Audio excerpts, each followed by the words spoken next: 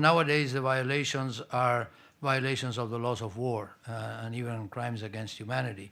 But, to the extent that they create, pain and suffering that crosses the line into cruel, inhuman, and degrading treatment or even torture, unfortunately, we receive many, many cases, and we try to work on them in dialogue with the Syrian government and with the opposition as much as we can. I can't say that we get a whole lot of positive feedback from our interlocutors on that, but we are trying to do our best. Invitations, unfortunately, that I got. Unfortunately, there's been also some setbacks. India, that had not executed anybody for something like 20 years, has resumed the death penalty and is imposing it in new cases. We understand that it, in the context of crimes that really shake the conscience of the community, and I would say of humankind, like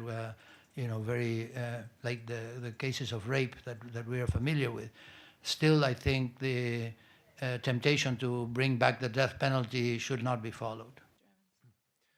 Well, thank you. The Pentagon invited me, as they had invited back in 2004, they had invited my predecessor, but on conditions that amount to a guided tour, and without allowing us to talk to any inmate. So I'm insisting with the Pentagon and with the US government on going to Guantanamo.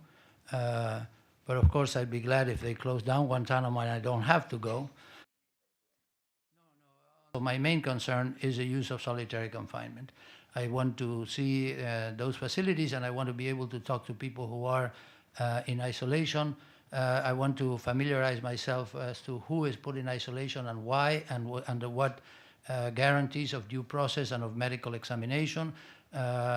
And officially, my latest request to the State Department is dated May 18, and it's pending since then.